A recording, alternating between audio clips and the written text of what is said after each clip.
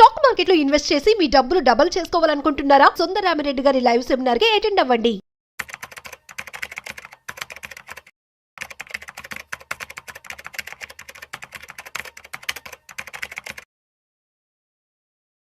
నమస్తే, welcome to Vishnu talks. నేను విష్ణు, ప్రస్తుతంతో పాటు సీనియర్ ఫినాన్స్ ప్రొఫెషనల్ గిరిబాబు గారు ఉన్నారు. గిరిబాబు గారితో మాట్లాడదాం.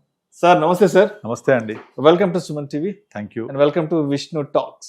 థ్యాంక్ యూ అండి. సో గిరిబాబు గారు, last 2 days back Donald Trump H1B వీసాలకు సంబంధించి తీసుకున్న నిర్ణయం నిజంగా భారతీయులకి పెద్ద షాక్ అని చెప్పుకోవచ్చు. అండ్ అదేవిధంగా అక్కడ ఉన్నటువంటి ఐటీ కంపెనీలు కూడా ఈ నిర్ణయాన్ని ఇంకా డైజెస్ట్ చేసుకోలేకపోతున్నాయి.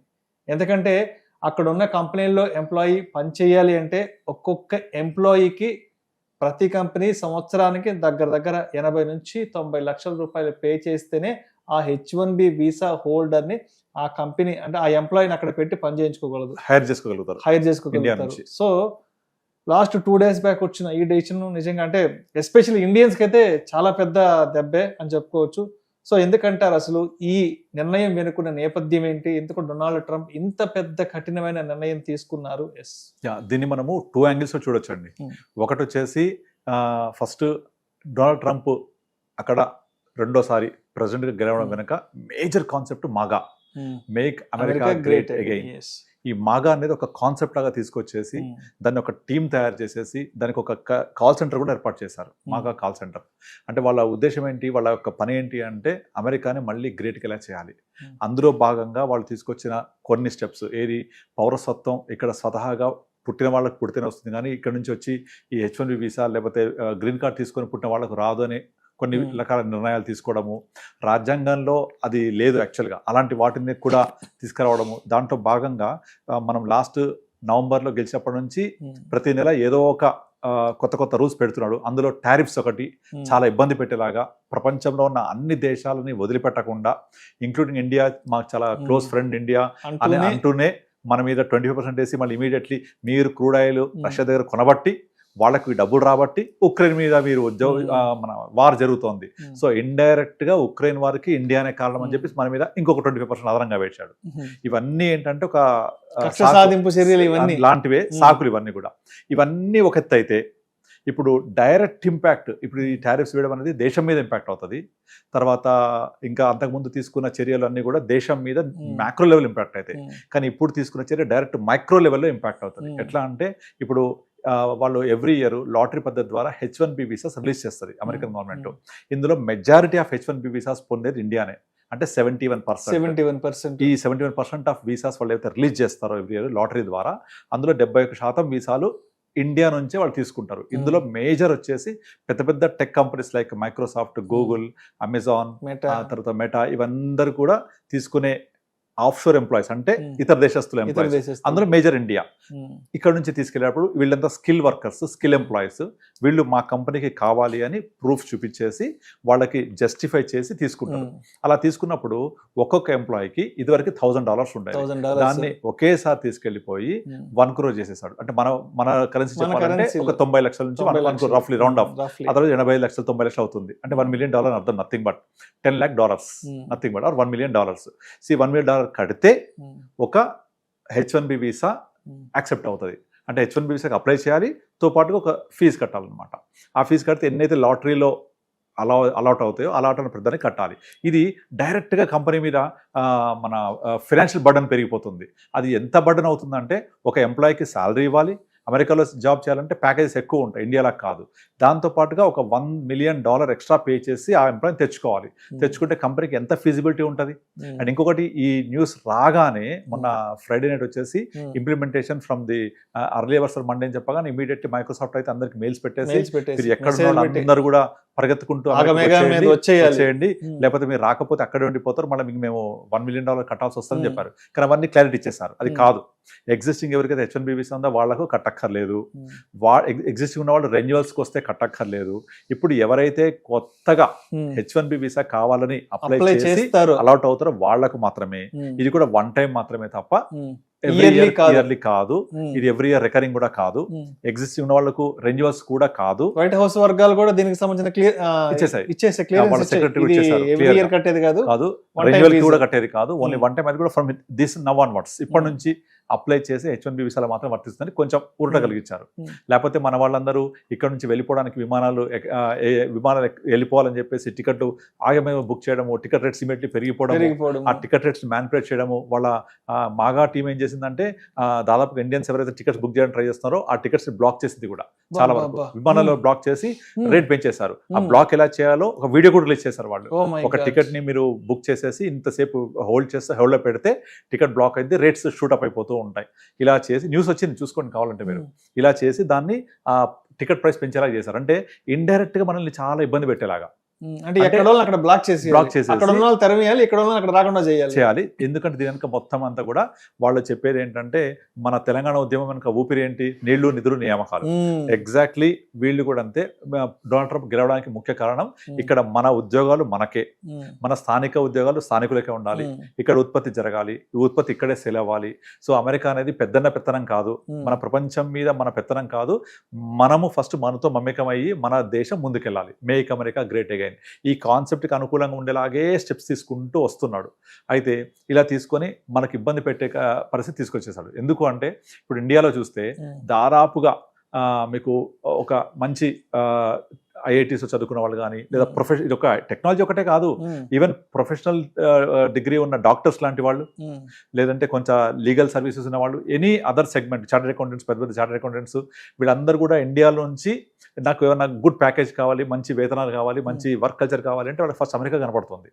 ఇలాంటి అమెరికా నుంచి వెళ్ళిన వాళ్ళందరికీ అక్కడ మంచి వర్క్ కల్చర్ వచ్చి అక్కడ ఉన్న ఉద్యోగాన్ని దెబ్బ కొట్టేలాగా చేస్తున్నారు. అంటే ఇక్కడ బీటెక్ అయిపోగానే వెంటనే MS కి అమెరికాకి వెళ్ళిపోవాలి, అక్కడ జాబ్ చేయాలి. లేదంటే ఇక్కడ సాఫ్ట్వేర్ లో ఒక 2-3 ఏళ్ళు ఎక్స్పీరియన్స్ వచ్చిందంటే నెక్స్ట్ అమెరికాకి వెళ్ళిపోవాలి, అక్కడికి వెళ్ళి పెళ్లి చేసుకోవాలి, అక్కడ డబ్బు సంపాదించాలి. ఇదంతా మన వాళ్ళ ఉద్దేశం, తప్పేం లేదు ఇందులో. అది డబ్బు సంపాదించడానికి మార్గం ఉంది, వెళ్తున్నారు. కానీ ఇలా మనం వెళ్ళినప్పుడు అక్కడున్న లోకల్ ఆపర్చునిటీస్ ని వాళ్ళు కాంపిటేట్ అవుతున్నారు కాబట్టి అయ్యి మన వాళ్ళు అన్ని విధాలుగా తీసుకుంటే ప్రైస్ పరంగా తక్కువనే ఉంటుంది, స్కిల్ పరంగా చాలా హైలీ స్కిల్డ్ ఉంటారు. సో కంపెనీస్ కి బెనిఫిట్ అది కనుక ఇక్కడ నుంచి వెళ్ళడానికి ఎంకరేజ్ చేసేవాళ్ళు ఆ కంపెనీస్. బట్ ఈ వీసా ఫీ ఇంత భారీగా పెంచడం $1,000 నుంచి $1 million. అంటే అంతకు ముందు ఒక 80-85 వేలు ఉండేది, ఇవాళ 85 నుంచి 90 లక్షలు. ఎక్కడ చూడండి 85,000 ఎక్కడ 85 లక్షలు, 100 రెట్లు పెంచేశాడు. 100 రెట్లు పెంచితే మళ్ళీ నెంబర్ ఆఫ్ వీసాస్ ఇంటూ ఈ ప్రైస్ తీసుకుంటే ఎక్కడికో వెళ్ళిపోద్ది. ఇప్పుడు మన గోల్డెన్ వీసా కూడా ఇంట్రొడ్యూస్ చేశారు కదా, 8 కోట్లు కట్టాలి మన కరెన్సీలో, కడితే గోల్డెన్ వీసా వస్తుంది. అందులో 1/10 H1B వీసా. అంటే ఒక విధంగా ఇది డబ్బు రావడమే కాకుండా ఇతర దేశస్తులు రావాలంటే కూడా కొంత అడ్డంకులు సృష్టించడం జరుగుతుంది. సో దీనివల్ల ఏమవుతుందంటే మన అక్కడున్న టెక్ కంపెనీస్ కి ఇది కొంచెం ఆర్థికంగా భారమే, ఆర్థికంగా చాలా భారం. ఎందుకంటే అంత ముందు 80-85 వేలు కట్టే వాళ్ళు ఒక మనిషి మీద, ఈ రోజు 85 నుంచి 90 లక్షలు కట్టాలంటే ఆ కంపెనీస్ కి ఫైనాన్షియల్ గా ఎంత పెద్ద బ్యారియర్ అవుతుంది. కరెక్ట్. అయితే ఇప్పుడు అక్కడున్న లోకల్ కంపెనీస్ ఇక కొత్తగా ఇక్కడి నుంచి తీసుకుపోవాలంటే ఆలోచిస్తాయి. ఓకే, ఇది నెగటివ్. బట్ ఒక మంచి అదృష్టం ఏంటంటే రెన్యువల్ మీద లేదు, అండ్ ఆల్రెడీ ఎగ్జిస్టింగ్ వాళ్ళు కట్టక్కర్లేదు. మీరు ఆల్రెడీ ఎగ్జిస్టింగ్ వాళ్ళు ఎన్నిసార్లు రావచ్చు పోవచ్చు, తర్వాత రెన్యువల్ చేసేప్పుడు మీకు ఈ ఫీజు వర్తించదు, పాతది వర్తిస్తవి. ఇలా చెప్పడం వల్ల కొంతవరకు ఊరట కలిగినట్టు. కానీ ఇది ఫ్యూచర్ ఆలోచిద్దాం మనం ఏం జరుగుద్ది అనేది. ఇప్పుడు నార్మల్ గా ఇలా వాళ్ళు ఇండియా నుంచి తీసుకెళ్లాలంటే చాలా భారం అవుతారు కదా మన ఎంప్లాయీస్ అందరూ కూడా. అప్పుడు ఏమవుతుంది, ఆ కంపెనీస్ ఇండియాకి వచ్చి ఇక్కడ ఒక ఆఫీస్ సెటప్ ఎస్టాబ్లిష్ చేస్తే అది మనకి ఎంతవరకు వర్కౌట్ అవుతుంది, ఏది ఫీజిబుల్ గా ఉంటుంది. ఆ కంపెనీ ఇండియా తీసుకొచ్చి ఇక్కడ మన స్టేట్ గవర్నమెంట్స్ కానీ సెంట్రల్ గవర్నమెంట్స్ కానీ వెల్కమ్ చెప్తే వాళ్ళు వస్తామంటే వాళ్ళకి కావాల్సిన ఇన్ఫ్రాస్ట్రక్చర్ ప్రొవైడ్ చేస్తాం మనం. ప్రొవైడ్ చేసి ఒక కంపెనీ ఎస్టాబ్లిష్ చేస్తే ఒక బిల్డింగ్ కదా, అక్కడ ఎంప్లాయీస్ హైర్ చేసుకొని తీసుకుంటే అయిపోతుంది. అది ఎంత తొందరగా చేయొచ్చు, ఎంత తక్కువ కాస్ట్ లో చేయొచ్చు అని చూసుకొని వాళ్ళు ఆలోచిస్తే కనుక ఇండియాకి వచ్చి చేయడమే చాలా లో కాస్ట్ లో పడుతుందని అర్థమవుతుంది. అదే ఆఫీస్ తీసుకెళ్లి మాదాపూర్లోనే గచ్చిబౌలిలో పెట్టుకుంటే వర్కౌట్ అయిపోతుంది కదా. ఇది పర్ హెడ్ $1 million కట్టక్కర్లేదు కదా. తర్వాత ఇక్కడ మన గవర్నమెంట్స్ అని కూడా ఇన్ఫ్రాస్ట్రక్చర్, తర్వాత ఈ ఎంప్లాయ్మెంట్ జనరేట్ చేస్తాము అంటే ల్యాండ్ తక్కువ రేట్కి ఇచ్చేస్తారు, ఫ్రీగా ఇస్తారు, ఎలక్ట్రిసిటీ సబ్సిడీస్ లో ఇస్తారు, అన్ని రకాల ఫెసిలిటీస్ ప్రొవైడ్ చేస్తారు. ఎందుకంటే మేము ఇంత ఎంప్లాయ్మెంట్ జనరేట్ చేస్తాము అని కనుక చూపించగలిగితే కనబడుతుంది కూడా. 5-10 లక్షలు రెంట్ కట్టుకున్న చాలు కమర్షియల్ స్పేస్ కి వచ్చేస్తుంది. దీనివల్ల ఇండియాకి ఇది చాలా చాలా చాలా మంచి పరిణామం. సో మన ఇండియన్ ఎకానమీ బూస్ట్ అవ్వడానికి, తర్వాత ఇన్ఫ్రాస్ట్రక్చర్ ఇక్కడ లోకల్లో బిల్డ్ అవ్వడానికి, మన ఇక్కడ చదువుకున్న వాళ్ళకి ఇక్కడ ఉద్యోగాలు దొరకడానికి అన్ని విధాలుగా ఇది సపోర్ట్ అవుతుంది. ఇప్పుడు ఒక టెక్ కంపెనీ కనుక ఎస్టాబ్లిష్ చేస్తే ఫర్ ఎగ్జాంపుల్ ఒక 20,000 మంది హెడ్ కౌంట్ ఉన్నారు అనుకోండి, అంటే చదువుకున్న వాళ్ళకి జాబ్లు వచ్చినట్టే లోపల. ఆ 20,000 మంది ఎంప్లాయీస్ ఉన్నారంటే వాళ్ళకు సపోర్ట్ స్టాఫ్ ఎంతమంది కావాలి, సర్వీస్ స్టాఫ్ ఎంతమంది కావాలి, క్యాబ్స్ ఎంతమంది కావాలి, హాస్పిటాలిటీ ఇవన్నీ అవసరం అయితే. అంటే చదువుకున్న వాళ్ళకి లోపల ఉద్యోగాలు దొరుకుతాయి, చదువు లేని వాళ్ళకు సర్వీస్ స్టాఫ్ గా, సపోర్ట్ స్టాఫ్ గా, సర్వెంట్ లాగా సపోర్ట్ అవుతుంది. వాళ్ళందరికీ మన ఉద్యోగాలు వస్తాయి, జీతాలు వస్తాయి, సర్వీస్ వస్తాయి, తర్వాత మన హోమ్ మేడ్ సర్వీస్ వస్తాయి. వీళ్ళందరూ ఉండడానికి కొంచెం ఇల్లు కొనుక్కుంటారు, అట్లా రియల్ ఎస్టేట్ డెవలప్ అవుతుంది, అండ్ వాళ్ళకు ఇన్ఫ్రాస్ట్రక్చర్ బిల్డ్ అవుతుంది, వాళ్ళకు మాల్స్ అవసరం అవుతాయి, హాస్పిటల్స్, స్కూల్స్, ఇవన్నీ మనకు తెలియకుండా ఇన్ఫ్రాస్ట్రక్చర్ బిల్డ్ అవుతూనే ఉంటుంది. ఇప్పుడు ఒక హైటెక్ సిటీ దగ్గర ఐటీ హబ్ ఇలా డెవలప్ అవడం వల్ల ఇన్ని లక్షల మందికి ఉపాధి దొరకడం వల్ల ఇన్ని లక్షల మంది ఇండైరెక్ట్ గా డిపెండ్ అయ్యారు దాని మీద, వాళ్ళ మీద. అంతమందికి ఇండైరెక్ట్ గా హెల్ప్ అవుతుంది కదా. కుకట్పల్లి, మాదాపూర్, గచ్చిబౌలి, కొండాపూర్ ఇవన్నీ ఏరియాస్ అలా ప్రాస్పరస్ అయినాయి కదా. ఇవాళ మన లాంటి వాళ్ళందరం ఇవాళ పక్క డిస్ట్రిక్ట్స్ నుంచి ఇవాళ హైదరాబాద్ కు వచ్చి సెటిల్ అయ్యామంటే all because of one of the reason IT. So అలాంటి మళ్ళీ ఒక మంచి రెవల్యూషనరీ చేంజ్ రావడానికి ఒక పునాది అనుకోవచ్చు ఇన్ పాజిటివ్ యాంగిల్. సో అసలు ఇంత పాజిటివ్ యాంగిల్ పెట్టుకొని దీన్ని మనం బాధపడాల్సిన అవసరమే లేదు. ఇండియన్ ఎకానమీ బూస్ట్ అవుతుంది, మార్కెట్స్ పెరుగుతాయి, టెక్నాలజీస్ లో కాస్ట్ అందించగలుగుతారు, అన్ని విధాలుగా బెనిఫిట్ యాక్చువల్లీ ఇండియాకి ఇన్ లాంగ్ రన్. అందుకనే డొనాల్డ్ ట్రంప్ ఆస్పెక్ట్, ఆయన పర్సెప్షన్ ప్రకారం అంటే ఆయన మనల్ని ఏదో చేద్దాము, మనల్ని ఏదో ఆపేద్దాం అనుకుంటున్నాడు కానీ, బట్ ఆయన తీసుకున్న ఈ నిర్ణయం వల్ల ఇది ఫర్దర్ గా నెక్స్ట్ ఒక 2-3 ఏళ్ళు, ఒక 4-5 ఏళ్ళ తర్వాత ఎగ్జాక్ట్లీ ఇండస్ట్రియల్ రెవల్యూషన్ ఇక్కడ మనకి బాగా వస్తుంది. ఎగ్జాక్ట్లీ ఇదే పాయింట్ నిన్న ప్రైమ్ మినిస్టర్ జాతి ఉద్దేశించి ప్రసంగిస్తూ మనం ఏదైతే ఇప్పుడు వార్ కైండ్ ఆఫ్ సిచ్యువేషన్ చూస్తున్నామో దీనికి ఒకటే ఒక సొల్యూషన్, ఆత్మనిర్భర్ భారత్ అంటే సెల్ఫ్ సస్టైనబిలిటీ. ఇక్కడ నుంచి స్వయంగా మనం సమృద్ధి చేసుకోవాలి, ప్రతిదీ మనమే చేసుకోవాలి, ఆధారపడవద్దు, మనం ఎక్స్పోర్ట్ ఓరియంటెడ్ ఉండాలి, ఇంపోర్ట్ చేసుకోవద్దు. ఇలాంటి ఉద్దేశంలోనే తను నిన్న ప్రైమ్ మినిస్టర్ గారు మాట్లాడుతూ చెప్పారు. అదంతా కూడా క్లియర్ గా సాకారం అవ్వడానికి చాలా స్కోప్ ఉంటుంది ఇలాంటి పిచ్చి పిచ్చి నిర్ణయాలు తీసుకోవడం వల్ల. ఎందుకంటే కంపెనీస్ అన్ని డిఫరెంట్ ఆలోచిస్తాయి, ఆలోచించి వాళ్ళు మాకు ఎంతమంది ఎంప్లాయీస్ తీసుకురావాలి, ఇక్కడికి ఎంత ఎక్స్పెండిచర్ అవుతుంది, ఇదే మేము కనుక ఇండియాలో పెడితే ఎంత వర్కౌట్ అవుతుంది, అది ఆలోచిస్తే డెఫినెట్లీ ఇండియాలో ఎస్టాబ్లిష్ చేయడం చాలా తక్కువ రేట్ పడుతుంది, ఇండియాకి బెనిఫిట్ అవుతుంది లాంగ్ రన్ లో. సో మొత్తానికి మనల్ని దెబ్బ కొడదాం అనుకున్న నిర్ణయం ఇది భవిష్యత్తులో ఇది మనకే ఒక మంచి వరంగా పరిణమిస్తారు. అంటే ఇండస్ట్రియల్ గా మనం ఇంకా గ్రో అవ్వడానికి, ఇండియాలోనే ఇంకా ఉపాధి ఉద్యోగ అవకాశాలు దొరకడానికి ఇది ఇంకా అంటే ప్రత్యక్షంగా పరోక్షంగా ఏ విధంగా చూసినా ఇది మనకే బెనిఫిట్ అవుతుంది. ఎగ్జాక్ట్లీ. అయితే ఇక్కడ ఇంకొక పాయింట్, అసలు వాళ్ళు ఇలాంటి ఒక డెసిషన్ తీసుకోవడానికి ఉన్న నేపథ్యం ఏంటి, కారణం ఏంటి అని చూస్తే ఒక్కసారి చూద్దాం. ఏంటి యాక్చువల్ గా ఒక ఇండియా నుంచి యుఎస్కే వెళ్ళిన మన ఉద్యోగులు అయితే వలస వెళ్ళినామని చెప్పొచ్చు. వీళ్ళందరినీ 2 phases గా డివైడ్ చేయొచ్చు. ఒకళ్ళు బిఫోర్ 2000 ఒక వర్గం, ఆఫ్టర్ 2000 ఒక వర్గం. అయితే బిఫోర్ 2000 ఇయర్ కి ముందు వెళ్ళిన వాళ్ళు యుఎస్లో వాళ్ళు సెటిల్ అయ్యి అక్కడ కల్చర్తో మమేకమై హ్యాపీగా లైఫ్ లీడ్ చేస్తున్నారు. కానీ 2000 ఇయర్ తర్వాత వెళ్ళిన వాళ్ళంతా కూడా మన కల్చర్ని అక్కడ ఇంపోర్ట్ చేసుకొని మన కల్చర్ని అక్కడ గ్రో చేయడం ట్రై చేస్తున్నారు. ఉదాహరణకి ఇప్పుడు ఇక్కడ ఏదైనా పండుగ జరిగాయి అనుకోండి, మనం ఇంట్లో చేసుకుంటాం, బట్ అక్కడ మెజారిటీ ఆఫ్ ప్లేసెస్లలో వీధులలో పండుగ జరుపుకోవడము, పబ్లిక్ ప్లేసెస్లలో ఉత్సవాలు జరపడము, మన శ్రీరామనవమి ఏంటి, తర్వాత దసరా, దీవాలి, తర్వాత మన సిక్కులది గురునానక్ జయంతి అప్పుడు, అలా చాలా సినిమా రిలీజ్ చెప్పక్కర్లేదు. ఇక మన హైదరాబాద్ ఎంత హడావుడు అయితే అంత డబల్ హడావుడు, ర్యాలీలు చేయడము, సినిమా హీరోలు అక్కడికి వెళ్ళిపోయి అక్కడ ప్రదర్శనలు చేయడము, ఇవన్నీ కూడా అక్కడున్న లోకల్ కల్చర్ కి డిస్టర్బ్ చేయడమే. ఆ లోకల్ కల్చర్ కి ఎప్పుడైతే డిస్టర్బ్ అయ్యి, ఆ లోకల్ కల్చర్ ఎప్పుడైతే వాళ్ళ లోకల్ పీపుల్ అయితే వీళ్ళు ఏదో వచ్చి ఇక్కడ మనతో ఉండకుండా వాళ్ళ కల్చర్ని మనకి ఇంపోర్ట్ చేస్తున్న ఒక చిన్న అభద్రతా భావం కనపడుతుంది వాళ్ళకు. లోతుగా ఆలోచిస్తే ఇది చాలా అండర్లైన్ కరెంట్ నడుస్తుంది ఇది. అందుకనే ఇప్పుడు డొనాల్డ్ ట్రంప్ ఇలాంటి డిసిషన్ తీసుకుంటే ఎవరు యాజిటేషన్ చేయట్లే అక్కడ. అలా చేయడం వల్ల మనకు ఉద్యోగాలు వస్తాయని ఒక పాజిటివ్ యాంగిలే కాకుండా కంపెనీస్కి బర్డన్ అయితే కదా, ఎవరు అపోజ్ చేయట్లేదు. ఎందుకంటే వాళ్ళ మీద వ్యతిరేకత పెరుగుతోంది. అండ్ ఇంకా ఇప్పుడు పొలిటికల్ పార్టీస్ ఉన్నాయి, ఆ పొలిటికల్ పార్టీస్ యొక్క బ్రాంచ్లు అక్కడ ఎస్టాబ్లిష్ చేసేసి ఫండ్ రైజింగ్ చేస్తున్నారు. ఆ ఫండ్స్ ఏ విధంగా ఉపయోగిస్తారు, అక్కడ FBI రిపోర్ట్ తయారు చేసింది. మన ప్రైమ్ మినిస్టర్ ఆఫ్ ఇండియా ఈ టారిఫ్స్ గురించి డిస్కషన్ వచ్చేప్పుడు ఫస్ట్ ఇమీడియట్లీ అక్కడ వెళ్ళి డిస్కస్ చేస్తే FBI మొత్తం రిపోర్ట్ ముందు పెట్టింది. ఇక్కడ నుంచి వచ్చిన ఇండియన్స్ ఏం చేస్తున్నారు, వాళ్ళు చదువుకోవడానికి వచ్చి చదువు అయిపోయాక ఏం చేస్తున్నారు, వాళ్ళకున్న రూల్స్ ఏంటి, ఆ రూల్స్ ఎలా అతిక్రమిస్తున్నారు. నార్మల్గా చదువు అయిపోయిన తర్వాత వాళ్ళు క్యాంపస్ వరకే పరిమితం వాళ్ళు ఉద్యోగం చేయడానికి, కానీ బియాండ్ దట్ రెస్టారెంట్స్లలో అన్ని చోట్ల బియాండ్ టైం వర్క్ చేస్తూ లోకల్లో ఉండే ఆపర్చునిటీస్ని కూడా గ్రాప్ చేసుకొని లోకలైట్స్కి ఇబ్బంది కలిగేలా చేస్తున్నారు. ఇవన్నీ ప్రైమ్ మినిస్టర్ ముందు పెట్టింది కాబట్టి రిపోర్ట్ FBI, ప్రైమ్ మినిస్టర్ ఏం మాట్లాడలేకపోయారు. This is a confidential report which came in news also.